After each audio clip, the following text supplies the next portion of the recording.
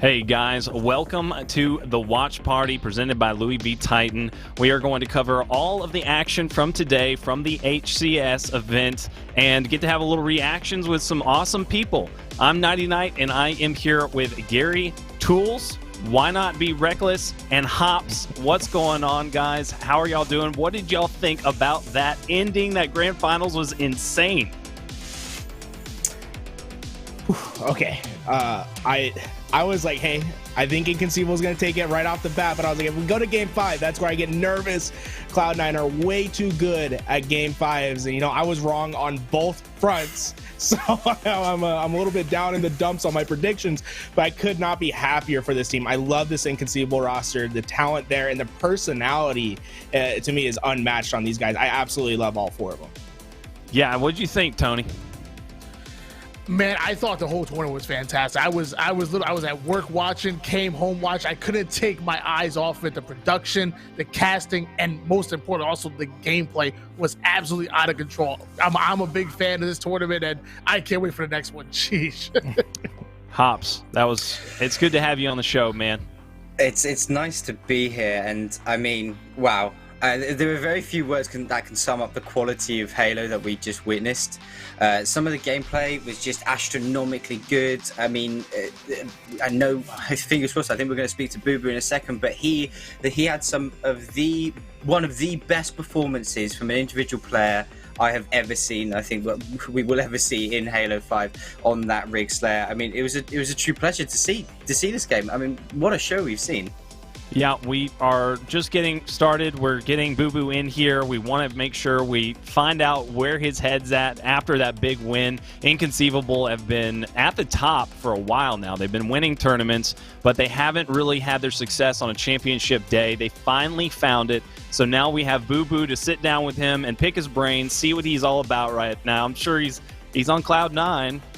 But yeah, he's got to be feeling really good. Can't wait to be able to talk to him. So we're waiting to get him in here. So just a second, guys. Just be a little patient. It'll take just a second. He's talking to all his fans out there. Is he there? Oh, hey, what's up? What's going on, Jesse? How you doing, man? I feel good. I bet you do, man. You've had a wild run, ups and downs, but finally the championship day success has arrived once again for you. You're not new to it. You've had your successes many times before, but what does it feel like today? It feels good today. Like, it just feels good. After we lost that, I'm just proud of everybody. After we lost that pool play match, for us to bounce back, yeah, it was a good bounce back. Honestly, it feels good to bounce back like that, and yeah, feel good. Yeah, I was wondering what happened there. You guys looked really rough in that group play versus Cloud9. What was the difference maker between the group play and the bracket? I mean, obviously you got to play harder, but what was the biggest difference? So. Honestly, the biggest difference would have felt like, and I mean, after we lost that series, I kind of said, I just said, I feel like we're second guessing ourselves, and we just need to like trust each other and trust our own plays. And when I say something like that, I'm kind of talking to myself too, more than I'm talking to everyone else. Obviously, like if it makes sense, like everybody can hear what I'm saying, but I feel like that first series, I was honestly second guessing all my plays. I was hesitating, and I felt like I was overthinking things a lot. And I mean, my teammates might agree with me, but yeah, I said that and listened to myself. Honestly, when you say stuff like that, you're kind of just speaking it out, and you're kind of talking to yourself sometimes too. So yeah, we just started trusting each other. We started using a lot of teamwork and like calling out every spawn. Literally, we didn't let one person spawn without us knowing where they were. So that was a big difference. Yeah, you absolutely stepped it up and you made it happen. And I also was very, very impressed with your teammates. I mean, have you noticed that growth that I'm seeing from Falcated and Bound? Like, it is very visible every time I watch them in tournament play that they are getting so darn good. Oh yeah, 100%. Like, some of the kills, especially that game 5 when Fal was bottom mid, and he literally didn't miss a single shot, and he got a double. And I think it was like a 4-kill game, and he turned it into a 6-kill game. Yeah. Like, I literally screamed. I was like, dude, that was huge. And like, for him to step up in a big moment, like, I'm just proud of him.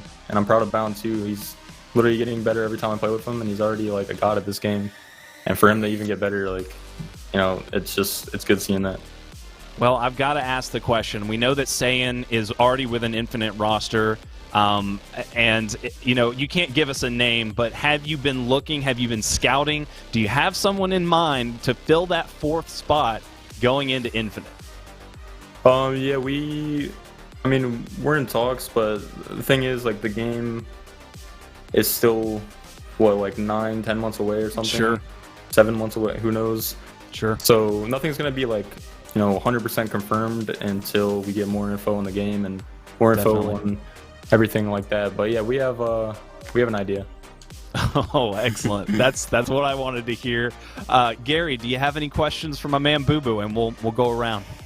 Well, like you said, it was a really rough start in the group play with you guys. You know, that match versus Cloud9 wasn't the greatest performance that we've seen from you guys. But then you come back and you answer, I think, as strong as I've seen anyone answer back in bracket play, where it's a complete 180 of what we saw from you specifically, where it seemed like you took over the game. And, you know, I feel as if there's a lot of pressure that mounts on you, especially when you've had a bad game before. What do you do? What's your ritual to get yourself out of that pressure and just to get into that flow state of the game? So, I mean, what I literally did after we lost, I kind of just like stood up, walked around, like looked myself in the mirror, did some stretches. Like, you just want to feel good going into a game. Like, any negative energy from that past series, like, I mean, every time I lose, like, I try to let it go and completely, like, reset, and doing, like, physical things, like just walking around and stretching, looking yourself in the mirror, whatever it is, like, whatever works for you. You got to figure something out, because you can't keep that negative energy, like, attached to you.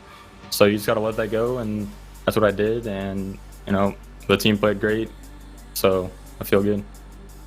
Awesome. I mean, you know, you come in here, you're a champ. I love the energy that you brought today, and honestly, I can't wait to see what you have in the future.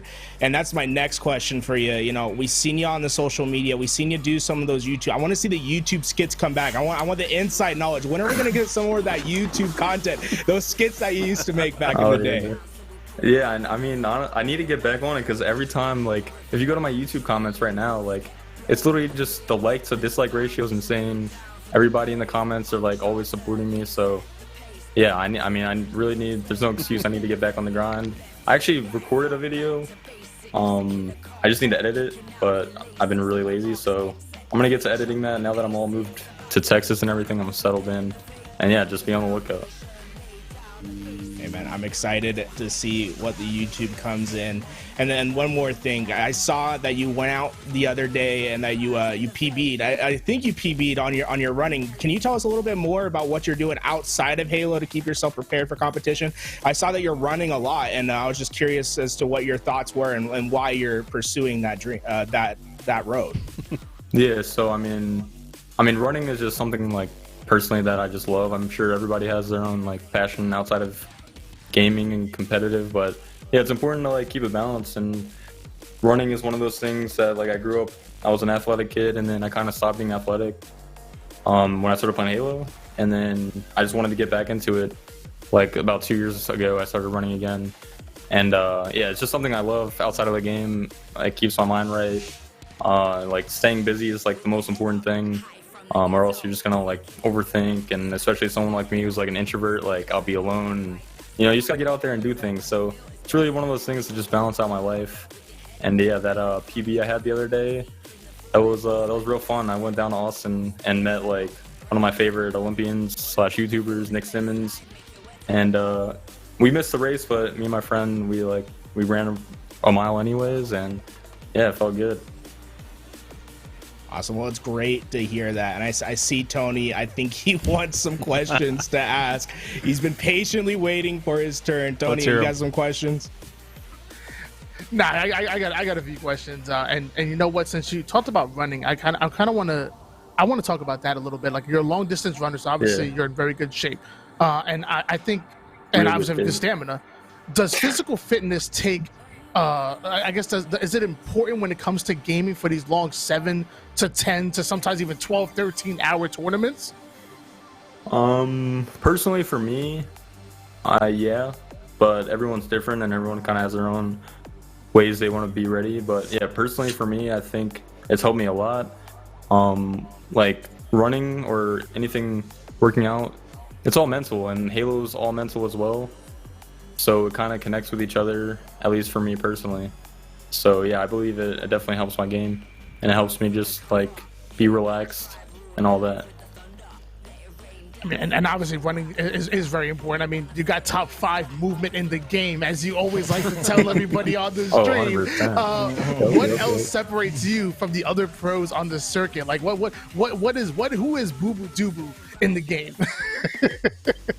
It's hard for me to like differentiate myself because I just play the game how like I think I should be playing it in the moment, and I'm not sure how everyone else plays, in their own heads. But yeah, like the biggest thing I try to bring to the table is, just an all-around player that just plays for the win. And I think like I've played so much Halo over the years, and like growing up in matchmaking, like I didn't try to stat, I didn't play for anything other than the win. And once you have like that mindset for so long and you're a competitive person, you learn how to win. It's simple as that. But if you're playing the game and you're somewhat not competitive, you're not confident, and if you're playing the game for stats or any reason other than to win, then you're just gonna like learn bad habits, and yeah, it's not gonna work out. So personally for me, I just play for the win, and I think that's what helps us win. Well, we're moving for 2 more questions. Let me get myself talk. You already know, Jesse. I will say that this season, it was interesting. The season 3, you guys missed the finals 2 5Ks in a row, but this one, you jump in, clutch out, take the 10K. Was there something different, whether it be in preparation or what was different about today, or was it just pure ice? So, you got to tell me, man. You got to tell me. Yeah, the first 2 5Ks was like excruciating. Like it was so painfully frustrating the way we lost them. I think like literally every game we lost, other than maybe like a Kali Slayer, we kind of got destroyed. But every game we lost, like we were literally just losing into ourselves by the plays that we're making, and it really didn't have anything to do with like the other team. And yeah, it was just extremely frustrating, and that's why today feels so good, because us as a team, we really felt like we could have done a lot better the first 2 weeks. So yeah. And the last thing I'm going to ask you, I'm not going to take up too much of your time, man. Yeah, when am I going to see you behind this casting desk? You got to be, we got to do, Jesse, we got to do this. We joked around about it before, but it needs to happen when you're hopping behind the desk. Like one day for like a Money Tuesday or something when I'm not playing and I'm available, I'm down. Like I want to cast. Like it seems a lot of fun, and the cast with like you and like Shyway or something, that would be hella fun. I think so. Nighty, if you don't mind, I'm gonna send it back to you. Yeah, that's awesome, Boo Boo. We've got one more guy though, and I'm sure he's got some interesting questions for you across the seas, Mr. Hops. Yeah, you were absolutely incredible today. There's no 2 ways about it, and I kind of want to bring it back to those final 2 games that you played. In particular, I mentioned it earlier, the camo play and the way you played that whole rig Slayer. Surely, heading into those games, heading into that Slayer on the rig, what was your mentality heading into it? Because you were, and it's been questioned, possibly one of the greatest Halo performances of all time on that game. It was incredible. What was your mentality behind this? I wanted to win, and I was just doing my job that entire time. I was the man with the weapons, I was the man with the camos, I was in the right spot at the right time. So I was just literally doing my job, and you can't do something like that without your teammates, being in the right spots at the right time as well. So like I was literally just doing my job that game, and it worked out to be, a really good game by me, and I was 100% in the flow state, the way I was like hitting all my shots, and especially the way I was moving around the map. It felt like I just was literally the Spartan. And yeah, I was just doing my job pretty much.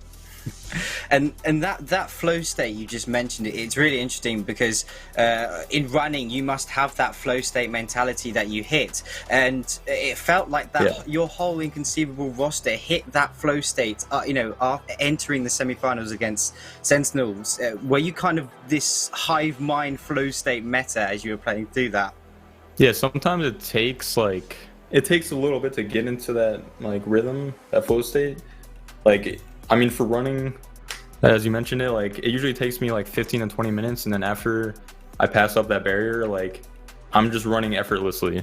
And so I think that's what happened here today. Like, we had to get into it, and once we got into it, you know, the game felt effortless and we were playing really good. We were all just doing our job.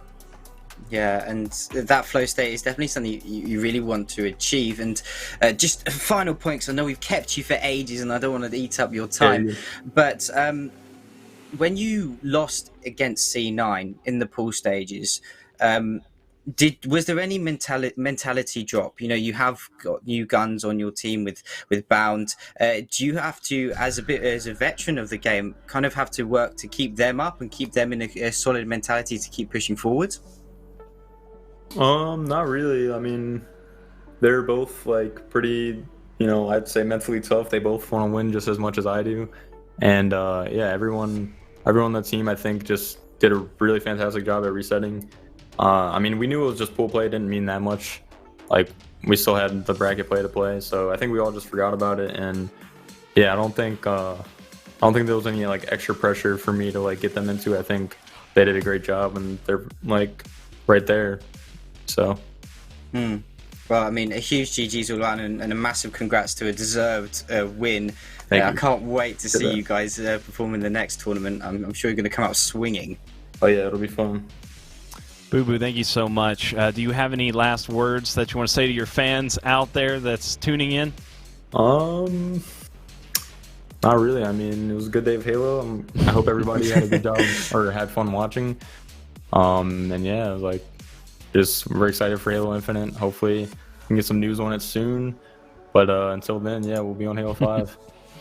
Heck yeah. Well, I'm looking forward to see more of Inconceivable and what you guys can do. You have a great night and enjoy your celebration, sir. Yep. Thank you, guys. Later. All right, brother. All right, there you have it, guys. We got to enjoy some Bubudubu. Personally, my favorite professional Halo player. I think objectively the best name, right? Objectively the best name in Halo. It's facts. It's facts. I mean, anyone taking some Dubu is going to have utmost Bubu. So, you know. Obviously. So we're going to go into our reactions, how we felt about those finals. I mean, just generally, like, how we felt that they were going to go as far as predictions. I got to start with mine, though. I thought that Cloud9 was going to take that Game 5. Cloud9 has always pretty much taken that Game 5. I don't know, if we can dig deep into there and see all of the Game 5s between these two teams, but I'm pretty sure this is the first Game 5 I've ever seen where Inconceivable actually came out on top, and they picked a really good time to do it. So my predictions totally went out the window. I thought Cloud9 was going to take this one 3-2. Gary, what did you have for this finals, and is there any thoughts that you had? Well, there was one thing. When we were finished with pool play, I was like, okay, Cloud9, if Renegade keeps playing the way that Renegade is playing right now, there's no shot that any other team really takes this game. And I felt as if I was feeling pretty good about that. But then we went into the bracket play, and I saw what Bubudubu and the crew were doing, and that's when I really switched my gears. And I was like, okay, I have to bet on these guys right now. They just took down Sentinels in 3-0. That's not something that's like a once a year sort of event. It doesn't happen very often. And when that happened, it really just came down to the two impact players for me, which was Bubudubu, who really showed it off on Rig, and Renegade. I just felt as if Bubudubu pushed it over the top this time around. Yeah, I couldn't agree more. I thought that the individual plays were obviously outstanding, but the teams, they just gelled so well. Falcated stepping it up, and just everything that came together. Inconceivable, your Season 3 champions. Tony, what did you think? You know, if you asked me before season 3 started, you know, who would win a finals matchup between Inconceivable and Cloud9, I'm not gonna lie to you. I would have picked Inconceivable all day, every day. But for them to miss the finals 2 5Ks in a row, I was worried. I truly was. I didn't know if this was the same Inconceivable that I saw when back-to-back 5Ks in season 2 come out in season 3 and not even make it to the finals. It was such a I guess a teeter-totter, seesaw, if you will. But Cloud9 was able to beat them in pool play. Cloud9 was playing absolutely insane, literally all season 3. I thought this was their time to come in and win their first pro series. So I was utterly shocked. As I am most of the time, I was wrong. Once again, and congratulations to Inconceivable. But like I said, if you asked me before season 3 started, coming off of back-to-back 5K wins and then barely missing on that 10K, I'm like, oh, Inconceivable's winning all day, every day. But then missing the finals 2 5Ks in a row, come on, Hops. I think missing those 2 5Ks in the row kind of just lit a fire under them. They lost those 2 5Ks and they were like, nah, Yeah. I don't want this anymore. That's not happening. And they just showed up. That, you know, I'm going to say it. They let C9 have that win in the pools. It was a tactical pool play. That's where they wanted to finish seconds because they knew they were going to beat Sentinels and they knew they were going to win in the finals. You never know. They just did it. You know, hey, you got to have that extra big brain IQ. You got to make the plays. And I really do think that that's like a legit strategy that could have been made. But let's go back to we'll go back to the finals and talk about it a little bit more. I want to talk about the entire day. We had pool plays. We had 3 rounds of pools, and then we had our matches. Let's start off with the Heart of Cards Flyers matchup, which was one of my favorite of the entire day. There you go. There's the stats. That's the rundown. It was a slobber knocker. Coliseum CTF started off pretty darn strong. We saw its name coming out as being one of the newcomers on the scene and performing like he's been performing forever. Like he was making really well thought out plays, playing the objective, staying, very like Slayer oriented, making sure he was picking up kills before moving on to the flags, just doing whatever he could. Obviously, we're seeing Septify pulling off some awesome things from Flyers. This was just an insane matchup, Gary. Yeah, and honestly, it surprised, I think, everyone that was watching, because when we talk about Flyers, we usually talk about their CTF game, their Kali CTF in particular, where they seem to be one of the best in the game at it. And like you can see, Spartan put in that 3rd flag. This game was 3 minutes long. It was a absolute devastating win for the Heart of Cards and Flyers. They rebounded quite nicely in the next game, the Slayer. They looked very strong in the Slayer, and it seemed as if they put it all behind them once again. But oh my god, I remember this. Spartan took on the 1v2. The man was absolutely cracked out, and I think that was really the X factor. It was Name in that game 5 performance, and then it was Spartan throughout the entire series. Spartan somehow managed to get out of so many slippery situations. He found kills that no one was gonna ever expect. But really, it was a scary thought for a second, because game 2 and game 3, they seemed pretty firmly in the favor of Flyers. Yeah, Flyers look so darn strong. But then, obviously a very, very good comeback, staying really consistent from Heart of the Cards. I really liked what I was seeing out of both teams. I pretty much had predicted at the beginning of the day that this was the matchup that I had being one of the most fun to watch. And I think I was pretty much right, other than the Sentinels upset. I think Sentinels upset was unreal. Obviously, Grand Finals are always going to be the best, but this right here was my 3rd matchup for sure. Going into Game 3, though, Eden Stronghold, holy cow, that ending. We've got to talk about it. Tony, I know you were at work. Did you watch this one, man? This was one of the closest games of the entire day. Yes, I did catch the actual game, and I'm so happy I did. To see 100-99. I remember this play really well. I mean, that was a pivotal kill. Taking out that camouflage player, absolutely insane. Great job by him. But yeah, it was 100-99, Alex. You don't get any closer than that. And at that point, it's literally just, you got to ice up or not. Simple as that. You got to piv or be piv, and Dave chose to piv. Yeah, this onboard plays. Oh man, I remember that beatdown from Septify. He had to be absolutely livid. I know I would have been, but yeah, onboard was making so many amazing big plays. I mean, just left and right, we were seeing it from Heart of Cards, from Flyers. But I was seeing it so much more consistently from Onboard. Onboard was just a man on a mission in this matchup, and he really came to life in this game in particular. And it was just getting down to the wire. There was such a huge comeback coming in. I somehow don't remember that double kill from Spartan, but Spartan was just on fire all series long, just killing it. Look at him go. And there was a massive comeback that happened. Like, Flyers started this one off, I think. What was it, Gary? I forgot the score. So it was 54-0, and this is what I really want to show is at the end, right? You have this player that is Ryan who's just standing in this window, and he sees the pressure coming from Red Nest right there. He just needs to get into that base. Unfortunately, he stays back for a bit too long. They just triple stack in, and that's too late. And like we said, if they don't go down 54-0 early on, that's probably a game that goes in the favor of Heart of the Cards, because they immediately reslayed and gotten that stronghold. But the nature of it being 99-99 allowed the score to go towards Flyers and for them to close out that strongholds. But it was a bit of a shaky end towards Flyers. But when you do the work early on, it provides you that extra comfort in the late game. Yeah, and then game 4, Fissure Oddball. It was a totally different story. Hops, like the Heart of Cards, were able to pull away after that.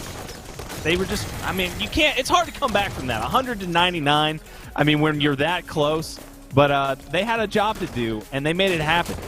Yeah, and I mean, Heart of the Cards have some of the iciest players, you know, who play Halo 5 on that roster. I mean, Sparty, Rhino, Rain. That 199 loss, yeah, it would have been sore. However, they knew what they needed to do. They knew how to take down this Flyers team, and Flyers did play unbelievably well. And they broke the setups of Heart of Cards incredibly quickly. But in the end of the day, the speed and the slaying prowess of the Heart of Cards was just too strong. And Flyers couldn't keep up. It was a close game, 150 to 125. Yeah, it's a 25-point hold, but that's one good setup. So it was incredibly close between these two teams. But the Heart of the Cards, you know, they just iced up and said, no, we're unhappy with that Strongholds victory. And this was a crucial win for them. They really needed to win this one to set themselves up if they wanted any chance. Both teams, this was a massive one for them to get into the bracket play. So this game 5, Plaza Slayer, there was so much pressure on it. Both teams were just on fire individually. A lot of stuff was going on in the earlier bits of the game, but here you're seeing later on when there was a pull away, Heart of Cards were able to just start it rolling. They had some amazing things happen, and it was just pretty much, I mean, even when it got down to this, like, we were like, okay, well, this game's over, right? Like, Flyers have no chance in hell. And I think there was some plays where it was like desperation from Heart of Cards, like that, where Name knew they had snipe, but just tried to dive in for a kill. And then this is when this huge comeback started. It was 44-25, and the Heart of Cards were slipping away.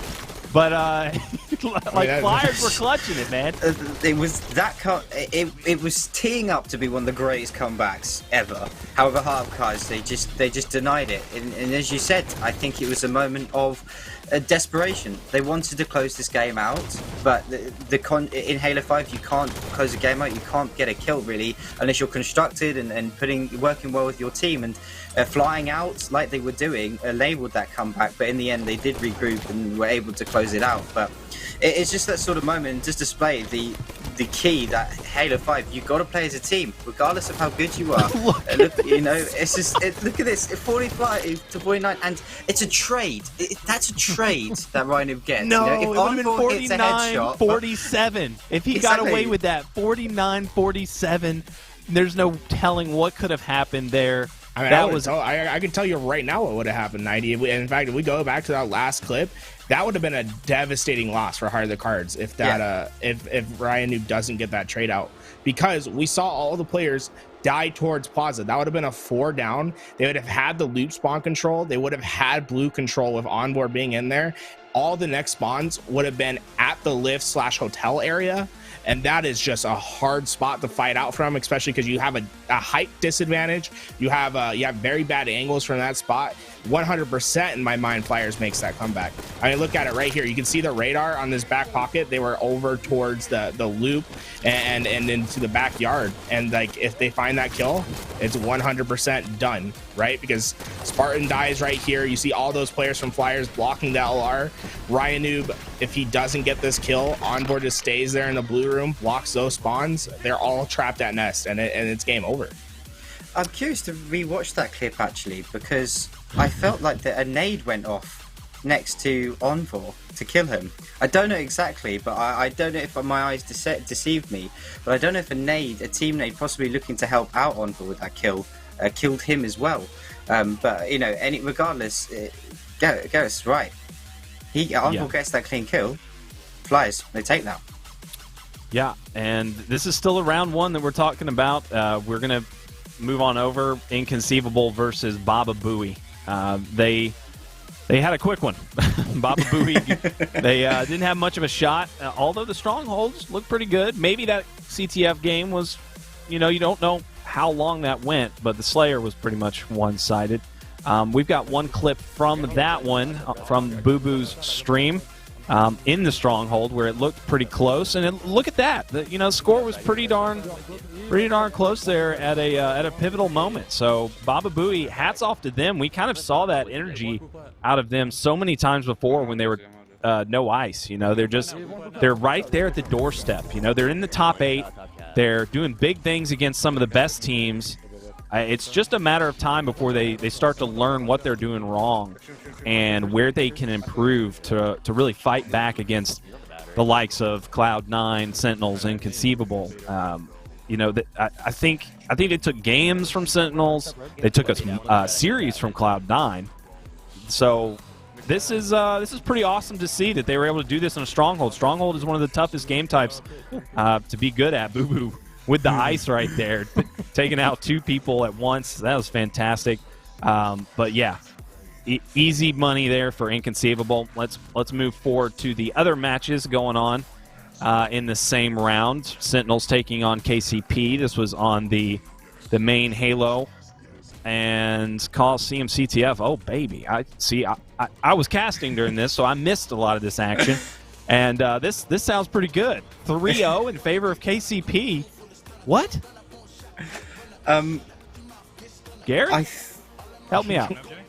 Well, I mean, I'm pretty sure that this was one of the fastest games of the night. And Sentinels just absolutely demolished KCP in this first game. I'm pretty sure HopX was watching all this go down. Hop, what did you really take away from it? Why did Sentinels just ramrod this first flag game? Pure clinical execution. Sentinels, and at this moment in time, I thought nobody was being Sentinels. They just looked better than everybody else, and I mean, we know Sentinels is one of those teams that kind of redefined how you play Coliseum with the speed at which they play it, and that was it. Druck got a goose in that game. It was a 2-minute 12 2-minute 12 game. What? With Druck goosing. I mean, the problem is in that sort of speed, that sort of quality, it isn't highlight reel plays. It is just, you're just better, you're just quicker, and they were. And there was just nothing more said. Druck 84 anymore. He's Druck 00. What was crazy about that was, like, it set the tone for the entire tournament. That was the first game that was on the main broadcast. That was the first game. And it started off at a 3-0, 2 minutes and 12 seconds. People in the chat were kind of joking around saying, it's like, we waited for, for all this intermission. They're having some fun, little games and stuff. And a lot of, and obviously talking about the matchups. And just for the game 1 to end 2 minutes and 12 seconds. But this game 2 was nasty, and it was amazing to see KCP fall down so bad in that game number 1, but then come back on Regret Slayer and take it 50-45. I mean, the score ended up being 50-45, but if you watch the beginning of that game, literally at one point it was like 27-14. KCP literally had all the control in game number 2. It was quite impressive to see them bounce back. Yeah, I mean, I don't know. Like, game 2s, the Slayers, generally they go to the team that's ill-prepared. They go to the lesser team. Like, that's the game type that where you kind of rely on your luck, right? Like, if that's a 3-1, then, I mean, Sentinels were they were dominating, and that's what you saw in the objectives. We can move forward, though. Sentinels were on one. They were looking great, and we saw it in the chat too. Like, everybody was saying that. Even in the clutch said it. Nobody was beating Sentinels today. Everyone had that in their mind after watching that series because KCP were looking so strong before today. But anyways, moving on. Team Force versus Cloud9, one of our strongest of the AM teams coming out. They've obviously got pros on the squad, but they just weren't able to get it done versus Cloud9. But hey, those are some respectable stats. Gary, I mean, looking at that, 50 to 44, 100 to 56, these aren't just total, like, getting ran over by one of, this is like a second seed. This is a grand finalist team taking on like our 8th seeded team. No, I mean, honestly, that's just been a story of Team Force, right? So Team Force is Bards, Vetra, Rami, and I don't know why I can't remember the fourth at the moment. Oh, Furiously, of course, the student-athlete gamer that he is. But they just have this issue where they haven't been able to get over the hump versus better teams. They play very well. They have as much talent as everyone else, but it just seems as if when the big teams are up on the stage, they just can't get over that hump. And maybe a replacement's needed over there. They need to bring in, like they have Rami, who was a former pro player, but I feel as if they need someone who can ground them a little bit more. A player that has more slang ability, more veteran status. Unfortunately for them, there's just not a lot of those players around, or they need to go find a high-level coach and learn a little bit more and find out where exactly in their game that is weak and fix those issues. All right, and let's move on to round 2. We saw all the action from round 1, and now Bubudubu taking on Cloud9. Pretty much the same story that we could have imagined in our heads when we saw those two. Bubudubu have the talent, they have the skill, but they're not quite at the top yet. And Cloud9 are at the top. That was a 3-0. I saw that, I'm sure there were some amazing plays. We've seen this roster take this series against Cloud9 before. I'm sorry, it wasn't Cloud9. My bad. It was KCP that they beat, the Fung 4 back in the day. So never mind. Totally scratch that. Against Cloud9, their record is probably the same. Cloud9 probably dominates them. They're kind of just all over the place. I've watched their scrims in the past. Bubudubu aren't as consistent yet. They might be in the future, but to be able to beat a team like Cloud9, that's tough. Like you can see right here, they're playing well. They've got good individual ability. They're getting the power-ups. They're out-timing Cloud9. But it's just when you gotta come together. You gotta make something happen, Tony. And Bubudubu just couldn't do it against one of the best today in the championship.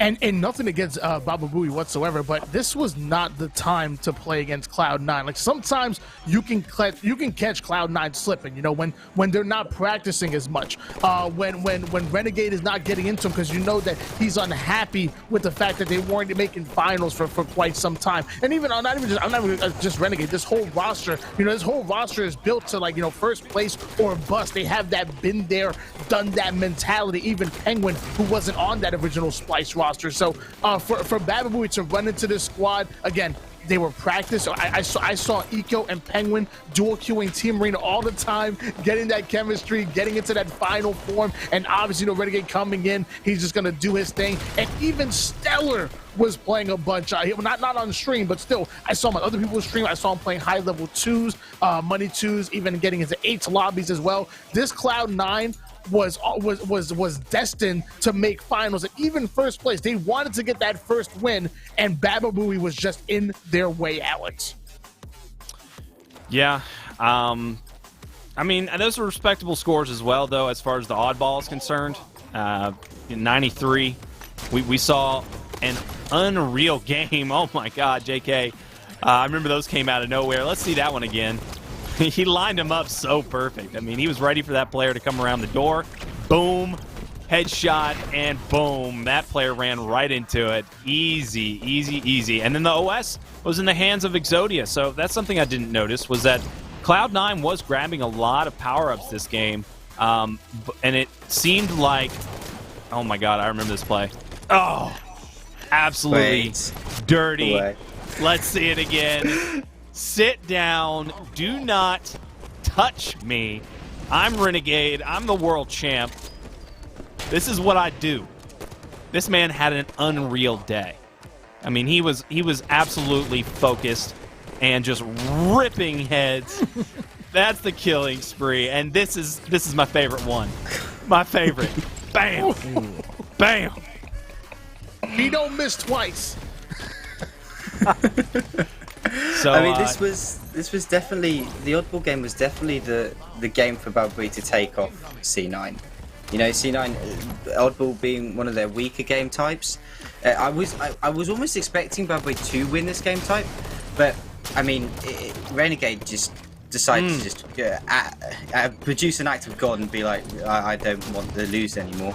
And it was that sort of scenario. And it was ever since that clip, C9 became a different beast, and it just didn't look. It just looked like Triple B couldn't get a foothold.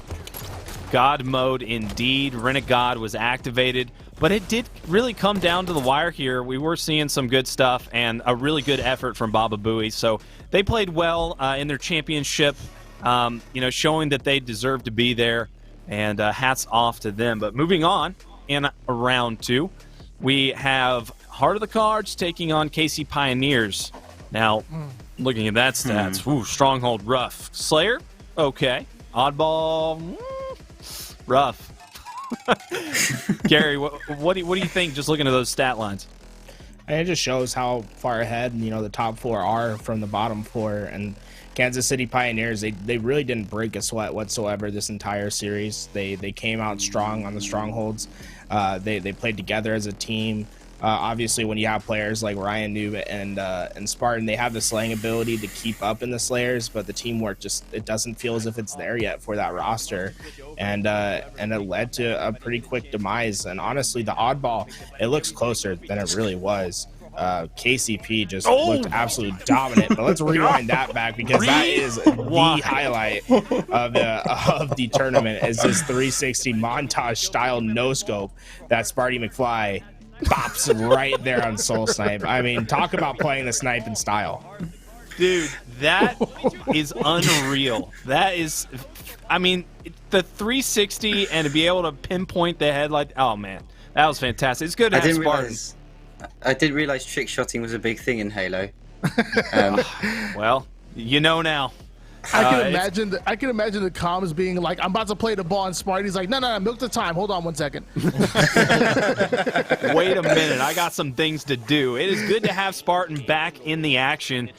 We didn't have him there for a little while. He was gone, taking a little hiatus, but now we get to see him in all of his glory, and we got to see some action here, a little bit more from Mr. Soul Snipe, who I think was just dominating. If I remember correctly, his stats were just insane. Like, I think he dropped a 22 kill game in the Slayer in this series. No, that was actually versus Sentinels that he dropped a 22 kill game. He's having a good day. He's cracked out of his mind. Yeah, and we've been talking a lot about Talik, but really it was Soul Snipe was the player that performed this time around. But then we had on the other side, Force was back at it versus Inconceivable. And that, once again, is just Force. They can't quite seem to get over that hump. They fell once again, very similar stat lines, in fact. Right. In fact, I think those might, not be there. But they lost all 3 games pretty quickly. It wasn't much to show for that Inconceivable, just the better team. Yeah, Inconceivable. Not really picking up too much momentum during pool play. Like Bubu was saying, he had to really get out of his head. But when it comes to, playing against a team that's down this, that's a lower seed like this compared to a event-winning team, it's not that tough. And but hey, look at that. I mean, that's pretty respectable scores right there. Looking at that, I mean, That was a good job by Force to be able to put up that amount of numbers. I think we saw 111. I think maybe they got more. Who knows? No, I think we just had a couple slip-ups on the full on the graphic, yeah. So, awesome job to Force. Moving on, Sentinels and Flyers. Now, this one, I really had hoped for more from Flyers because Flyers do have this, like, spark that once it's ignited, they show that they can actually hang with the big dogs. And it's really fun to watch. Like Skeptify, Envor, they can just pop off. We know that Commonly's nasty. He's the gold X Games medalist. Like we know that he can hang with the best of the best. But these new guys, they really are showing up and showing out. Let's watch a little bit from these from this match. This was pretty awesome to see. But honestly, I was watching a little bit of everything. The Eden oddball, that was so close, right? It went down to the wire. It just came down to a time crunch that Flyers couldn't get out of, and other than that, it was basically Sentinels all the way. Like they really couldn't be stopped. The Empire Strongholds was dominating the Slayer. It's basically a stake. But I mean, the oddball was Flyers' opportunity, and once again, they couldn't take the opportunities. But then on the other side, we had a crazy matchup between Cloud9 and Inconceivable, which was it went very far. Cloud9 just looked dominant in the pool play. Yeah, they did. Cloud9 was looking like they were about to take the whole darn thing. This oddball, which probably went in the favor of Inconceivable. Cloud9 not the best. I'm not sure. Can't remember. But we've got plenty of clips from this one. This one was insane. Tony, what do you remember from this one, my man? I remember Cloud9 looking dominant, and I remember looking at this, even after game one, I sat down, I was like, wow, Cloud9 is going to win their first event. Like, at least of the Pro Series, excuse me. That's what I thought. They played absolutely lights out, and beating Inconceivable was incredible. And, oh my gosh, I got a nade. And then Falcon put the shot into the body. Look at that. Oh my goodness. But this squad. Let's go.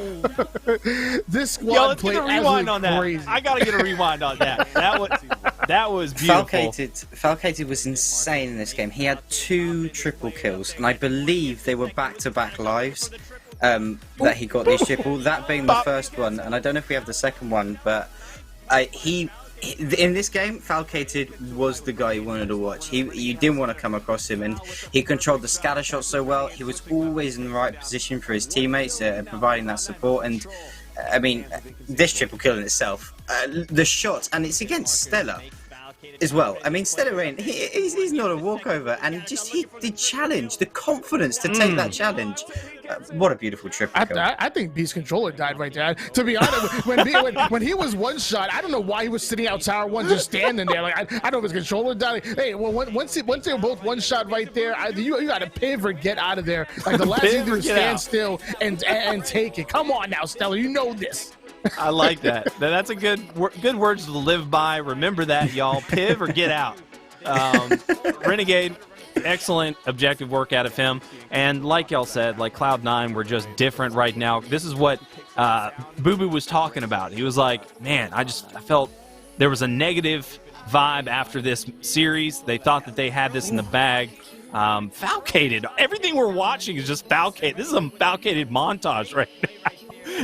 Never mind. Oh, yeah, there we go. Never mind. It's funny. But to get a reversal on the camo and to make it a perfect play like that, I mean, that's absolutely incredible. And it's Renegade as well. That was on. It's incredible. And I mean, we saw so many highlight plays throughout this whole series, and you have to play highlight level Halo when you match it between, when you're playing at the top end, and Falcated getting 2 triples and then perfecting the camo. It did almost foreshadow them beating Cloud9. Right. No, I totally agree. Yeah, I think that Falcated, he showed that he was really starting to gain a lot of confidence in himself against the best teams. Like, he's already won a LAN, right? Like, so he's already ascended. He's gotten to this level where he knows that he can be a champion, and he proved it today. And we were seeing those little, exactly what you said, foreshadowing of it with Falcated's ability. But we got to move forward and see what else we had in round 3. We got Sentinels versus part of the cards. A 90, I think we might have the play of the whole tournament in this Are you serious? game right here. This is ridiculous. Really? This play from This is Frosty. ridiculous. I want to see this play from Frosty and just break it down real fast, because Well, this these might be games one of look the bad. filthiest things I've We seen. This better looks have it. bad. Like they were dominating this. Sentinels were going crazy. Yeah, this is why everyone thought Sentinels had this. They thought Sentinels had this in the bag. They were pulling off performances which were, quite frankly, shouldn't be allowed. And then it's just not right. And then Frosty does this. Somebody call the cops. It's illegal to make something like this happen. Frosty was having a really, really good time playing against them. I remember this. His movement was just impeccable. He was taking down everybody, just being a real big distraction, making sure to just do what he can. And he was just really being a thorn right here, 90. in the side. Right here, look at this. He waits so patiently, gets the animation, the disrespect, puts the foot on the neck to crack it open, man. It's just like the start the clip this way, right? The disrespect to have animations on. He gets the kill. And then he's listening. Like he heard that Royal 2 just got killed over at P2. He throws the nades, finds that kill. Ryan Noob tries to take him out, triple kill, and then the ego chow. He just goes straight on out. Wow, one shot as we rewind. I mean, look at this. Just to know everything that happened, throw the nade to P2 and instantly turn around because the callouts are coming. Ryan Noob gets taken out and then instantly ego chows for the next one. And boom, that's an overkill in your top play of the tournament. I just love how fast that shot came out, Tony. Like it was like a BXR from Halo 2. Bop, bop. What gets me is, okay, so he has the assassination, and what gets me is the confidence. He throws that nade, and he ignores it. He pulls a Steph Curry, shoots the 3, turns away, and he already knows that nade's going to hit. Taking out Ryan Noob, and then Rain, you might as well join your friends on the black screen there. It's a party. You're invited. The confidence to throw that nade and turn, that to me, wow, that was incredible. You were right, Gary. And I love the fact that he immediately was throwing himself into the other side of the map, like right away. Like right after the triple kill, he's like, okay, I'm going to just fly out because he's not going to try to go for me. He's spawning in bubble, or he's in their flag. Nope, he was coming for him. He gets the over and then still is holding forward towards the enemy team's base. That was a Frosty play if I've ever seen one. That was brilliant. But yeah, Sentinels looked like they were on top of the world. Cloud9 looked like they were gaining momentum. This was a heck of a day. Let's move forward. We had some more matches for round 3, and it was an action-packed day. Force and Bubudubu. This is, man, this went all the way down to Game 5. I'm looking forward to seeing what we have from this one. A very close one. Oddball, 87 to 150. That's not too bad. I mean, it's kind of a dominating performance, but more towards the end of the game. Like, that could have been really close or a massive comeback. Rig Slayer, 50-47. Can't get much closer than that. The True CTF could have been super close. The Stronghold, not so much. That one's pretty much a blowout. But then game number 5, 50-46. Holy cow. This was a slobber knocker, a very close one indeed. Hops, what do you remember from this one? I believe it was a reverse sweep from Force onto Bubudubu. Bubudubu were playing really, really well in the game 1 and 2, and then Force just woke up, and they reverse swept this team, and all the games were incredibly close, incredibly strong. The rotation was on point, and neither team, you can really tell the difference between each team. You couldn't pit them apart, but just Force just had that extra. They just had that extra push, and whether that comes down to experience over the Bubudubu side, I don't know. But that reverse sweep is definitely must have been painful for Bubudubu to take, because they were set after those game 1 and 2. They just had to close one more out, and they came so close to doing so. They just didn't have that extra edge, that extra ice, should we say? Honestly, it's crazy because I feel as if Force, they're the better team out of the two when they play against each other. When it's head-to-head, Force usually comes out on top. When Bubudubu is playing against better rosters like Sentinels or Cloud9 or KCP, that's where we see Bubudubu kind of show some surprise, where they find upsets. They take games off better teams, but they somehow can't get over this hump of Team Force, and Team Force has just consistently beat this Bubudubu roster. And I'm surprised it went to Game 5, because usually it's a not as close of a game. But those two, I feel as if those guys are really starting to heat up, and there's a rival. No, really that's the word. coming between Keep the saying two. it like that. Yeah, I know. I like it. Keep going. But then, unfortunately, on the other side, Flyers, their tournament life was basically over, and they decided to forfeit versus their opponents, which would have been Kansas City Pioneers. So that was unfortunate. I really wanted to see that one. But then we go into the bracket play. We had Inconceivable first taking on Sentinels, and I think everyone going into this one had the exact same prediction.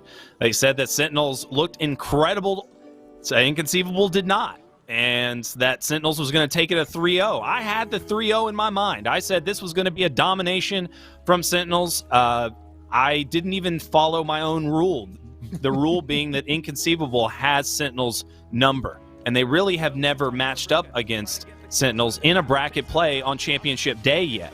And this was it. And it's exactly what should have happened. It's the rock, paper, scissors. Like, Sentinels lose to Inconceivable, and Cloud9 beats Inconceivable. Like, it was all happening as I pretty much predicted. But I don't know why I didn't listen, because, man, they just came to life. What we heard from Bubudubu in his interview was that he got rid of those negative vibes. He got rid of the bad juju that was in his boo-boo. Like, he didn't want those anymore. He looked in the mirror and he said, no more. I don't know what he meant by looking in the mirror. I've never done that in my life. Gary, you look in the mirror to get rid of the bad vibes, or what? You're the bad vibes. I don't think I look in my mirror. I think I'd be scared of what I see on the other side. But yeah, I mean, Inconceivable. They really are the kryptonite for the Sentinels roster. Right. It just does not seem as if Sentinels played well against them ever. It seemed as if that narrative has started to change in season 3, where we saw Inconceivable. Honestly, during the other 2 pro series, they looked lackluster compared to their season 2 selves. But I guess they were just saving up all that energy to compile it through for the season 3 finals, which I'm glad they did, because we get a little bit of a change up, and we got to see an incredible finals at that. But honestly, Sentinels, I don't know what's going on. Maybe one of those guys, maybe even Snakebite will make a video on it, where we figure out what exactly blocks them when they play against this Inconceivable roster. Oh my God, Snakebite. Well, nothing's blocking him, because he's dominating. He took that snipe and made that game his own. Look at this. He went on a tear with this weapon. And the entire time, Inconceivable was dominating them. He was taking out one by one, no problem, and somehow Inconceivable were winning the game. I do not understand it. Snakebite was popping off. He was doing a great job all game long. He took over the sniper, doing with it. Falcated. Oh, beautiful little sweep snipes. Look at him go. That's the preview that I like to see. I think this is the best I've ever seen Falcated. I've never seen him as good as he was. I mean, I agree. I want to jump in this for a second. I don't blame you, Nighty. Gary said it right off the bat. Back-to-back 5Ks don't make the finals. Coming into this tournament, I saw an interview with Soul Snipe, and they asked him about Inconceivable, and he said he would want a match against Inconceivable, and he said, he's like, you guys, you watch Saiyans stream, or do you watch Boo Boo stream? And they were like, yeah. He's like, and I quote, he said, yeah, and when they lose, they're being super negative. He's like, he says bounds being bound. Saiyans trying to get into them, like, hey, we got to tighten up and whatnot. Falcon is not saying anything, and he really kind of dug into the team. And I don't want to say through shade, but he was really saying, like, they're calms. They start to sigh a lot. They don't sound confident. And then the back-to-back 5Ks not making the finals, then getting 3-1 by Cloud. I mean, how would I expect them to beat Sentinels? How? It's true. No, and honestly, like, the Kryptonite is real, because you see it right now. It's like Sentinels were in so much control. We saw Snakebite dominate. Oh, we got to reverse that. We got to get a little rewind on that one. Boo Boo iced up because Sentinels were taking over that game and making a huge comeback happen. They were all getting desperate for kills. You see the snipe was in the hands of Snakebite, and he was landing headshots. Snakebite was a scary man, and he almost took this into his own and made it happen. Boo Boo jumped down and reached out to get the 50th onto Frosty. The man was so iced. Yeah, that Good kill Lord. actually is so interesting, and Frosty is usually known for making super high level, high smart, high IQ decisions. But I don't know what possessed him to run across bottom mid, because they just needed to set up. I believe Snakebite had the sniper at that time, and they only down by 3 kills to get the victory. And so it was just, I don't know what the decision happened then at all, but inconceivable. And Bubu mentioned this. They hit that flow state, and once the team hits that flow state, you really can't win anything. And look at that 5 from Bubu. Ooh, spicy. Yeah, Bubudubu was just absolutely incredible, especially in this final game on Rig. And it seems as if Rig was just his map for the taking. And oh my God, he just gets Royal 2. That's the fiber coming in. Bubu just recently got some fiber internet, and I think it's making the difference in this first semifinals. And honestly, this really set up the storyline perfectly. Inconceivable. They come out really strong. They do what's necessary versus Sentinels, and they ride that momentum. The problem is after the semifinals, they had to wait. And, you know, there's always that controversy. You know, is waiting like a disadvantage to the team? You know, you're gonna come and play a hot one. We got Bubudubu with this camouflage. He is literally the best camouflage player in the game. There is, like, if we had a tier list and there was a best players with camo, he is unmatched. Bubudubu's that good with camouflage. And look at this, Tony. He's just getting kill after kill. He's right in front of a player, and this guy's not even going to be able to get damage on him because Bubudubu's just outplaying. That's the top 5 movement. It's not flashy, but it's awesome. It definitely is. And every time we see a player with camouflage for this inconceivable roster, you already know it's going to be Bubudubu simply doing his thing. That splash damage, it gets the triple. This man was playing abs out of control. In my opinion, he might just be MVP of the tournament. Oh yeah, 100% I think so MVP. 100% MVP. I mean, I'm gonna hold my belief that actually this is probably one of the best rig performances from any pro that we have probably may well have ever seen on this side. He died 6 times or something in total. It gave a bag, the triple kill, perfect camo plays. He did not make a mistake throughout this whole game. I mean, he played it perfectly, and it's a genuine sort of remark. As if you want to learn how to play Halo at the top level, you just need to watch this gameplay, because he really did show everyone how to do it. Oh man, Look at this. Ooh, yeah, I like how he just has the awareness, right? He sees him on the radar after he gets his first kill, and then he just knows instantly to turn back around and find the kill. You see it, radar, boom, bop, for the double kill. Fast awareness, and that just really just put the cherry on top for his performance. Yeah, look at the shields. Look at the shields right now. Look how many shields he just took off of Snakebite. He took off all of his shields. Like with that. With this last scatter shot? Yep. Yeah. Ooh. Boom. Took off all of his shields. Snakebite was an easy kill. He gets cleaned up by Saiyan. Saiyan gets the double kill into Royal 2. Bubu was making it all happen. It was a hell of a performance from Inconceivable. I mean, nothing else can be said about it. They dominated Sentinels, and you know, Sentinels, for the most part, like, if there's a team out there that they perform the worst against, it's Inconceivable, and I guess it's just a props to this Sentinels roster, because their worst proponent, right, Inconceivable, they still win versus Inconceivable 58.5% of the time. So it's like, you know, they still have a winning record versus them. But I'm glad Inconceivable came out today and played as well as they did. But then we had a slobber knocker in our other semifinals. That's the one that I was like, whoa, like Cloud9 ice up in game 5. I thought KCP, they had their real opportunity to win this game in game 4, but just could not quite get it done. This was such a great match. I love this match a lot. KCP obviously being, able to win a tournament now. So they are lethal, and they are capable of taking this championship. They've proven it. The only team that really hasn't proven themselves to win a tournament is Cloud9 now. Cloud9 need to make something happen. Inconceivable have already proven that they can win a championship now, and Sentinels have proven that they can do the championship and events. Where are you at, Cloud9? Cloud9 were playing hot. They were playing good. I don't know. This was a good one right here. You see how we opened up. Just amazing gameplay coming out of everybody from KCP, and it was just a back and forth, really good game. What did you remember it from, Tony? I mean, what I remember, from this series in general is for Cloud9 in this tournament is, I said it again, this was their tournament to win.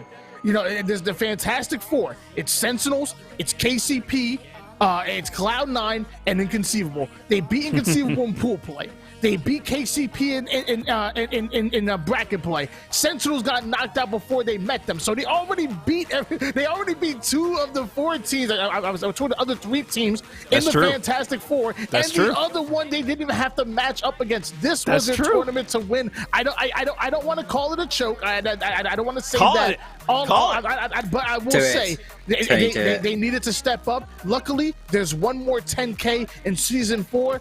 I mean, come on, Cloud9. This is you. This is you. This is 3/4 of that Splice roster. Come on. God, those nades right there. That was so lucky right there. Stellar got out of that one. Had like 4 grenades coming at him. Eco grabbing a nice triple kill here. I noticed that he was playing outstanding. This is a fantastic bank. I didn't see any of the other kills. Where's the double? What the heck? Eco is just so consistent. I don't know. I don't want to make a call. You know, I want to be careful with what I say, but he's up there with possibly being one of the most consistent players in Halo 5. I can't really recollect where he's had a bad tournament. He's just always there, and he just plays really good, consistent Halo. It's not major flashy plays. You know, he may not be a highlight reel in itself, but he doesn't make a mistake. And you know, off the back of this series, I knew the finals were going to be good. I knew it was going to be a great finals, but I thought Cloud9 were going to totally roll over KCP. But KCP, you know, I had to eat my words. They came back, and they were looking strong. Yeah, KCP has a lot of fight in him. Soul Snipe just playing outstanding, out of his mind. Where you going? I got the sniper. You better respect me. And no, I totally agree with you, Hops. I mean, it's been said, it's been talked about. When Splice was winning events and they were dominating, it was said that Eco's one of the most dangerous individual players. He's that guy that like the comparison to Snakebite. He's the in-game leader. He's the guy that like keeps everybody in check. He's the guy that can slay heavy. He can snipe great. He set up his team for success. He's overall probably the second best player in all of Halo 5's history. I totally agree with you. Snakebite is number 1 for me, for sure. Frosty said previously that that Eco and himself are 2 of the 3 smartest players in Halo 5 with the way that they see Halo, the way that they almost use it, almost take every play like a chess match. He said it was him, Eco, and then he also put Shotzi up there as well. Shotzi, huh? Yeah. Ah, I like that. I do miss me some Shotzi. Shotzi, I'm not sure how that Call of Duty event's going, but hopefully he's doing all right over there. Him and the Halo boys have been killing it. Manny, though, God, this was such an awesome play. He almost narrowly hit that triple kill. That was so close. Look at that. That was boom. Like, oh, that was so close. That would have been such a sick clip. He just immediately ignores it and hides his shame with the box. Yeah, he just got cross and wanted to hide behind some boxes because that looked clean to me, that railgun. But Manny's one of the players I think we don't talk about him enough. It's true. You know, there's Souls like Druck, Tolik. They are all such superstar players, but Manny is that anchor. He's that the really strong platform that allows the superstar highlights to come out of this team. And I don't think he's spoken about enough, and I don't think he's given enough credit because he was very impressive and key into the games at which KCP took off Cloud9. Yeah, and honestly, this was a great performance from KCP, and honestly, Soul Snipe was proved to be so good for me. I think Soul Snipe, if he's given another shot, he would have won this game. I honestly thought KCP was just that close, and they dominated this third game, and I thought they were going to move that momentum forward, but Inconceivable answered back in the next game, Tony. I mean, I will say, you mentioned Manny. and Soul Slice specifically, he called out. I mean, man is one of his best friends. So they had that relationship where he could say that. And he at first he said somebody on their team wasn't taking the game seriously and wasn't icing up. And then right after saying, he's like, you know what? I'm gonna call him out. Manny wasn't taking the day seriously and icing up in the last 5K. He literally called them out. So I'm happy that Manny had a really good performance this tournament. Now, granted, obviously they didn't make it as far as they would want to. They weren't able to replicate that first place finish that they got in the first 5K. But I will say, if Manny's playing at Apex, so is Taulik, so is Soul Snipe, and maybe this time, I don't want to say Druk had a bad tournament, but I will say, I mean, that goose in game one, Senso didn't make him look good. Yeah. But either way, if they're all playing at their apex and they're playing for each other and they're playing for an objective and playing efficient, I believe they can replicate another first place victory. And it's going to take all of them to be at their apex. Yeah, I couldn't agree more. I do think this KCP roster is the next big roster. You know, we've had Splice, we've had that, the Sentinels roster. I do really think that this KCP team is the next team that teams will be wanting to beat, you know. As you said, it all comes down to them icing up. If they could all turn on that Predator mode and get into gear, I really struggle to see even the Sentinels and Cloud9 rosters taking this side down. And, you know, I'm really excited to see them play in Infinite, because these guys are grinders. You know, as soon as that game comes out, they aren't going to see the light of day for a couple of days. You know, I'm really excited to see how these guys move forward. Renegade get that stick off before it goes. But yeah, and you know, this is the weakest game type for Cloud9. This was KCP. They had everything going for them. They could have closed this out. They have Cloud9 on their weakest game type, and they just couldn't figure out how to close it all the way. And that's two oddball games that they really choked away and had opportunities to win. One versus Sentinels and two versus these guys. And honestly, KCP, they got to figure out what went wrong, get back to their drawing board, and start doing a little bit more and practicing a bit more on their oddball. It just seems as if this should have been so punishing. They were so close to getting this game back into it, but then they all die right here. And instead of that ball needed to get played, it didn't get played. Penguin eventually comes and gets that ball and gets that last little bit of time. But then we had one of the craziest game fives that we'll see next. And I want to see this specific play that I saw that Z-Manny made, and I just want to tout how well KCP plays True Slayer. They do this new hybrid, or they do this new meta strat on the Slayers that you just don't see from other teams, where they really place a huge emphasis on keeping car 1 control. And when you have a player at car 1, you take the cutoffs completely out. You take the middle map completely out of the equation, because you can watch any player trying to stay alive, trying to milk in that yard. The player from car 1 will get them every single time, and they have a great line of sight to the P Street. And to me, that's what really made the difference in the Game 5 Slayer. But that was so great to see right here, right there. You see how Manny sits car 1, and he instantly goes. And this is what cost Renegade his life, right? Like, Renegade has no chance of staying alive because Manny's sitting there right at car 1. He gets the damage in, the nade finishes it, and then as soon as they get that pick, he pushes forward, and they have a complete collapse on the base. And that's when I was like, oh, wow, maybe Cloud9 will finally lose a Game 5, but it just did not happen, unfortunately. But man, what a great 5-shot from Taulik to end that clip as well. And honestly, that is just textbook play from the Kansas City Pioneers.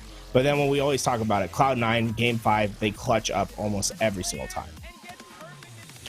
Yeah, that was a beautiful 5 indeed. I watched that twice. It was absolutely beautiful. And then look at Renegade finishing off both of those kills. And I mean, you said it multiple times. It was off the stream that Cloud9 does not lose Game 5s. And well, obviously that wasn't the case in the finals, but still, for the most part, you're right. I mean, they really do take most of the game. It's like Renegade's ready, and he just simply ices up in Game 5. It's absolutely incredible. Yeah, and Renegade had some incredible camo plays this game.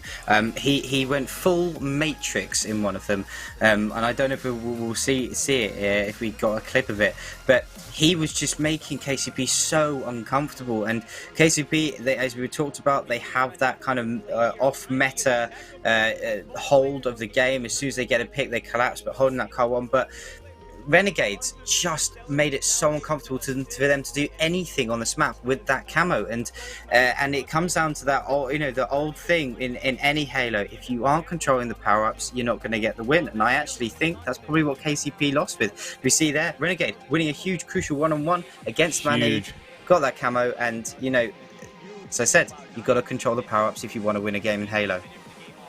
That was so massive, Renegade winning that one. And it was also massive of Stellar, while he was weak, to jump out in pink, dodge that grenade, and pick up that kill top car. We've seen some amazing things out of... I mean, we kind of expected out of Renegade, but I think Stellar was one guy that, really was stepping it up. We hadn't seen him play nearly this good in a while. He was just amazing. Every time we were on his screen, Stellar was kicking some butt. Right here, this was a big play from Renegade at playing super. Oh my God, that was slick! Look at that. They're gonna miss some more. Baby. They're gonna miss some more. They cannot hit this, man. That is what the camouflage Is Neo does for playing you. the game? Is Neo playing the game, or is that Renegade? He's the one. He's the one. He definitely chose the correct red or blue pill, doesn't he? I mean, look at this. Man, he's like, I'll come out to help. Neither of them get him, and then they're both going to be made one shot and eventually get killed by Renegade as he finds the double before he gets traded out. And that really just put the game too far away at that point. They needed to take Renegade out. They couldn't afford to die there. They die. And, there was a little bit of a moment where we thought KCP could come, but they can't finish it out because... one, just the amazing middle game play from Cloud9. They got the camouflages, they used them to find success. And then, right here, I don't know how Soul Snipe dies right here, but man, that is so critical. Manny could have instantly came back up and tried to help, but I still don't think that works. Renegade just absolutely demolished Soul Snipe. And once again, it just seems as if they're about to make the comeback. And then Cloud9 answers back, and they secure themselves the entry ticket to that grand finals, where they would once again go to another game 5. I don't know though, because Manny had a good opportunity right there. There was something that could have happened there. It was I think there was a little bit, maybe a lack of communication happened, bit of a misplay from Manny, because he got that kill very quickly, the cartel kill very quickly. He just needs to be a little bit faster in responding to Soul Snipe's call out, and then that one kill differential, that you have an extra player on the field, player in the game, that can really sway the tide. So I don't know what happened there, but it may have been a bit of a miscommunication, misplay, but still, at the end of the day, Cloud9, they iced up. And this set up the finals. We've got the grand finals between... I'm sorry, Tony, did you want to add something about that series? I just want to say, before KCP was KCP, they were Fung 4. And for a while, they actually had Renegade on that roster. And it almost feels like every time these teams match up, it almost seems like, it's like Renegade's the big brother, KCP are the little brothers. And they always want to, prove that, hey, we can do it without Big Brother. We can do it without him and whatnot. And they always have a little extra behind them. And they always play really well. But every time, man, Big Brother, I don't know if he cheats or something. Maybe he throws an elbow in basketball. Oh, they always do. What it is, but Big Brother somehow usually always comes out on top. And now we have the grand finals, Cloud9 versus Inconceivable, which was just not... I don't think many people predicted this at all. And for it to be this crazy was so exciting. This was one of the best grand finals we've had. I love this championship matchup. Game 1... look at that, back and forth. You can't be any closer. That was outstanding. Bubu with the camo. Like you said, Gary, he is the best camo player in the game. Yeah, it doesn't even come close, and he just makes impact play after impact play as he gets into that base and takes down Penguin eventually. And they started off this first game hot, and they never really let up off the gas after that. It seemed as if Cloud9 got it really close. They're gonna get into the 30s over here after they get a couple kills. Look Oh at yeah, this. Renegade. Look at that. Just absolutely putting that player on skates and then gets the back smack. But what I love about it is he gets his camouflage, right? And Bound, he's going to spawn up and eventually get his revenge right here.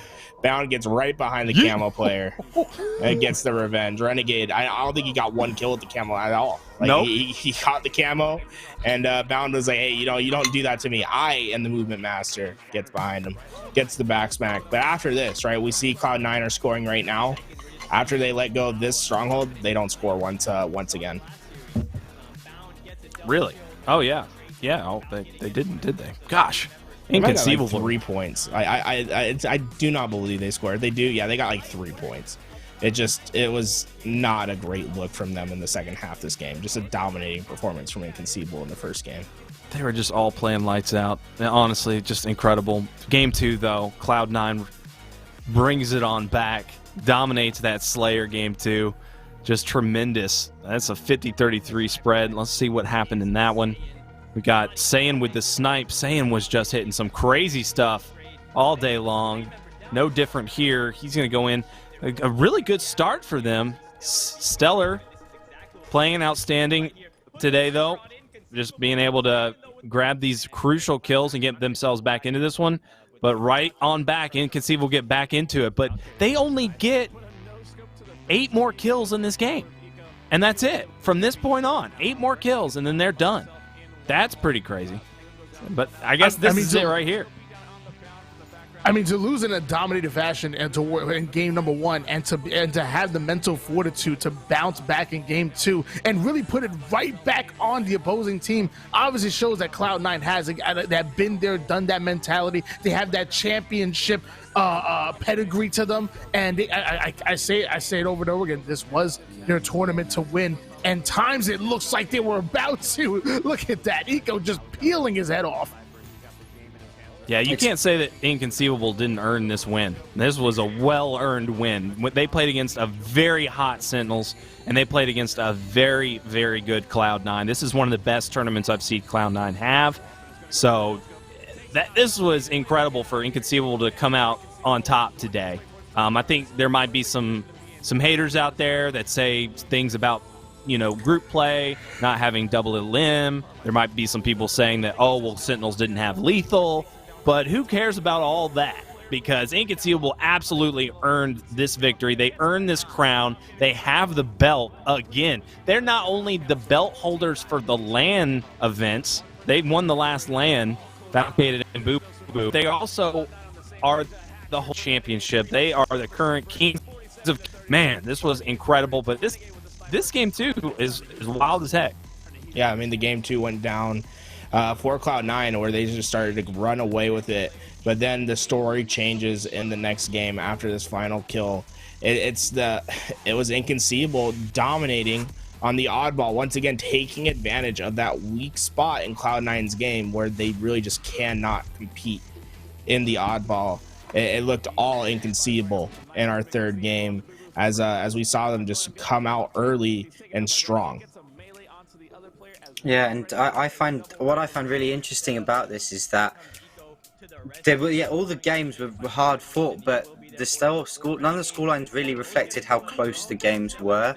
Each team, picked up and won their stronger game type, and it really plays huge dividends. And Cloud and Inconceivable, being the better oddball side, extremely strong. They showed why they were the better team for oddball, and it is interesting. I mean, oddball being introduced, later on into the lifespan of Halo 5, in Cloud9 struggling with it, and we see Renegade taking a little bit of a swim. Not the right time to do so, but hey ho, it happens. He was thirsty. Exactly. You can't play Halo whilst parched. But anyway, Inconceivable really strong at these objectives, and they didn't skip a beat when it came to the oddball. They broke setups unbelievably quickly, and they rotated very, very cleanly, and it's how you get a victory. This Renegade with the rocket, the prediction rocket on Bound to get the kill, and then just using the ball as bait to eventually fly out. Just misses that next rocket. But, just incredible plays from Renegade. Unfortunately, this is about as far as they would go in the oddball. I don't think they really get any more points after this. Bound gets the camouflage. They get the ball in blue. And check out, this is like the perfect setup, right? They have players to the left, they have players to the right. You keep your ball sandwiched in between them. It allows them to have quicker rotations. It allows them to know where to go, because you're going to feel the pressure from either perimeter. The ball player is not going to feel the pressure first. It allows you to get really long holds, and that's exactly what happens right here for them to take the third game. But then just as hard as Inconceivable dominated game 3, it seemed as if Cloud9 did in the flag, Tony. I mean, that it was domination from Cloud9, 3-0, and it was a quick game. I mean, it's obvious that Cloud9 is fans of the map truth. But when you 3-0 a team in game number 4, all the momentum is on your side. And as you guys said, Cloud9 is a Slayer team. They're a game 5 team because they're noticeably they're just never losing game 5. So after pulling off this 3-0, I'm sitting there, I'm like, oh, cool, Cloud9 won. Like, can we end the tournament? Do we have to play it? Like, come on, like, let's be serious now. And obviously I was wrong, but that was for a later date. That was for a later time. Because, man, look at these plays. And just beautiful shots across the board, staying alive. Nobody wanted to give an inch. I mean, both teams played incredible, I will say, but, I mean, you saw the score. And this is the smarts from Eco, right? I mean, look at this. He goes instantly into the base. He takes it under just to throw it there to make it harder to get that return, and then buys his teammates time to get back to this flag.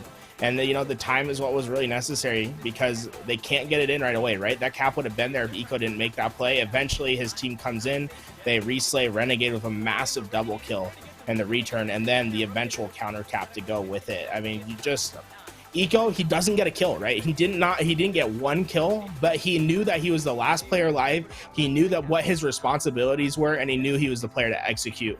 And those sort of executions, those sort of plays are what the real difference maker is. And now Renegade just had a clear run through the car side that was eventually put them up 2-0. And Inconceivable, I mean, after that moment, they looked stunted. They couldn't really get anything else going as Stellar dropped down for that double kill with the perfect. And from there, it's just, Cloud9, they take advantage. They get into the base, and then they find their slays, and they play fast and furious to get out and to get flag grabs. And every time Inconceivable got into the opposing base, that's when we saw them choke. And they just could not kill Cloud9 in their own base and really find one good flag run. They had the one, but when it happened, they got counter-capped right away. Yeah, and I mean, that counter pull from Eco, it just shows how high IQ his play is, and why he's thought to be one of the smartest players in the game. And as you said, the truth, aka midship, it's if you can't slay, if you can't keep up in slays, you aren't going to win this game, because of how confined the maps is and how quickly your teammates can get to you. The slays are so pivotal on that true CTF game. But this game 5, this Slayer, oh my words! Halfway through it, I believe they were tied up, and I couldn't call who was going to win this. It was just too close. Well, when we take the recipe of how to take down Cloud9 in a Slayer on Coliseum, it's really a simple solution. You get the power weapons out of their hands. In the beginning of the game, the power weapons work firmly in Eco's and Renegade's hands. They did not give them up, but then eventually a couple mistakes come through. The power weapons start to shift control towards Inconceivable, and it was just devastating to them. As saying, you see him get a nice kill, and oh my god, if he would have hit that angle, it would have been pretty. But he wasn't quite able to hit that last angle. But after this moment, I believe they might have had one more little spree where they start to get back into this. But from that moment forward, it was really just Inconceivable. The power weapon control was too much. You see Saiyan, he was popping off with that sniper rifle. And it's great to have so many players on the same team that can just pick up that sniper and put it to work with Bound, Saiyan, Falcade, and Bubu. I mean, all of them so talented with that sniper rifle. This game 5 was the Saiyan show. He absolutely took over with that sniper. He was laying down massive shots with the pistol. He was staying alive where he needed to the most, and really setting his team up for a lot of success. I really love that this happened, because Inconceivable had a really rough time winning Game 5s versus Cloud9. Cloud9 were the kings of ice when it came to playing against Inconceivable in Game 5. Like, the Game 5 was not going to go in the favor of Inconceivable. Oh my god, that was beautiful. One more shot. Like, let's watch that again. One more shot. Had this player been just like a body shot, had Bound missed the headshot, Bubu would have been dead. That needed to be a headshot, and it was. That helped them keep their numbers, and that helped them to keep control of the map. Right, I mean, and even bigger. I mean, Bubu had the rockets. Like Bubu was running away with the rockets, and he's able to get out and eventually put them to find a couple kills.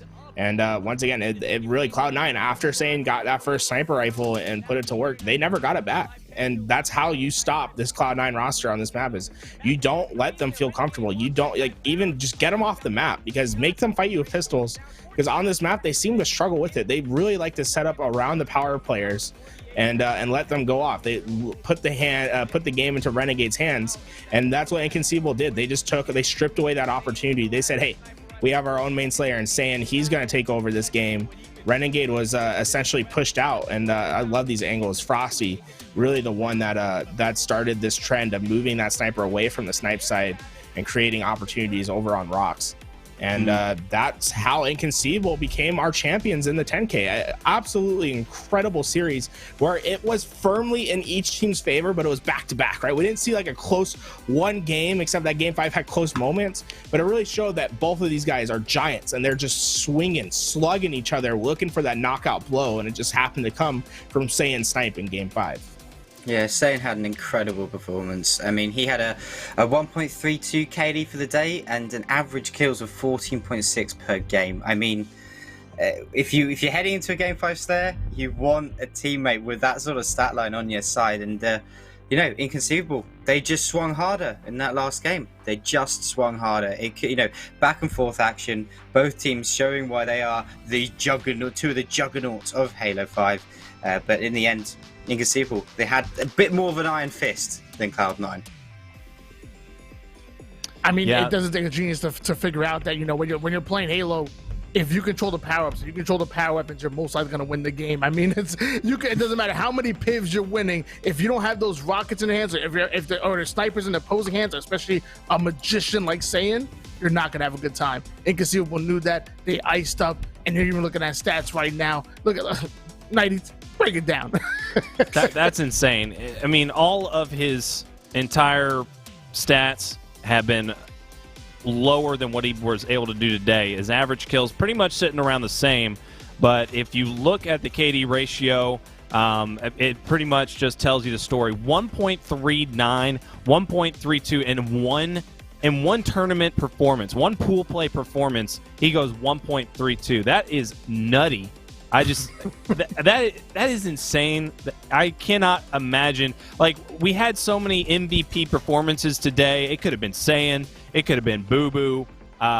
It's just crazy. It's just crazy what we were seeing from these guys on Inconceivable. They were fantastic, and I just hats off to them. Congratulations to the champions. They've earned it. We were counting them out. I mean, In the Clutch said it at the beginning of the day that they have a rough start and they're just not looking good. I said it. I had a clip where I was talking for like 5 minutes about them not being able to do well on championship days. Boy, I'm eating those words, because they came through big time today. They beat down all the big boys, and they made it happen. Let's get some last words and wrap this one up. Gary, do you have anything? I mean, shout out to the Inconceivable guys. They finally get it done, right? They've been winning the Pro Series, but they always fell short, and we're often disappointing in the championships, and then they come out and they have a strong performance in the bracket, showing that they are the clutch team. I love this group of 3. Saiyan will eventually go to Envy. Who comes in and plays that important 4th role? It'll be fascinating to see come Infinite. Tony? Yeah, I mean, Inconceivable needed that win. Again, I said it right from the beginning. If you're missing out on the finals of 2 5Ks, where in season 2 you went back-to-back 5Ks but weren't we able to close out the 10K. I think they needed that win. I think it's great for their mental, and honestly, if they would have maybe got bounced out in the semis, I mean, who knows? Maybe we would have saw a team change, but they clutched up, iced up where they needed to. Hey, I'm just saying. Maybe. They iced up where they needed to. Hey, congratulations I see what you did there. I see what you did there. Okay, just saying. Got it. All right, Hops, what about you, brother? Well, I mean, I think what more can we say about the Halo we've just seen? fantastic plays all around, and what a beautiful community. So many people watching, so many people in the chat participating, and a huge GG's to Inconceivable, because they really were. They were just 4 MVPs of the tournament, and they deservedly have that victory with a fire lit under them, and it's exciting to see what we have in store up for the next tournaments ahead of us. Wait, 90. I got one Yeah, more man. thing to say. Everyone, look at me in the eyes, everyone. I'm gonna stare down this camera for a second. If you haven't, go look at that bottom right part of your screen. There's gonna be a follow or a subscribe button if you're watching on YouTube. Hey, I see you guys on YouTube. You know, like I think only like 30% of you guys are subscribed. Come on, hit that button, hit that follow button. We're gonna be here with more action this Tuesday, Money Tuesday. We're gonna have an incredible tournament. Go follow us on Twitter to keep in line with that. We're gonna have an exciting format for this next Money Tuesday. Incredible matches to come. Be here on Tuesday. And hey, we're also providing coverage for every Halo 5 Pro series on Saturdays. If you want more of that action, stay involved with the Twitch. And if you're watching over on YouTube, you know, subscribe to the channel. I couldn't say it better myself. It's a lot of work that we've been putting in here. Louis V Titan. We got a tight knit group, a good team here that we've put together, and I'm just really happy to have everybody that's involved. We got to give a shout out, Mr. Snow behind the scenes, doing all the admin work, putting all of the stats together. Obviously, Louis V Titan directing, producing, doing a ton of work, and just absolutely setting us up for greatness in the Halo community for some excellent content. But then we also have our social media expert, EU Rach. She just got a great job over there at United, so shout out to her. She's been working our socials. We've got Frag Out, grabbing clips. Jay, shout out to all of y'all behind the scenes. Y'all have been doing such an excellent job. It's good to have you as well, Hops. Thank you so much for joining us. And you, Gary and Tony, for being a big part of the process. Gary, you've been working your butt off to produce these shows, and I kind of just sit here and I'm a pretty face, but it's been an excellent ride. The watch party's been covering a ton of these events, and it's just been a great time. But we're going to sign off today. That is the post-tournament wrap-up. I hope you guys have a wonderful night.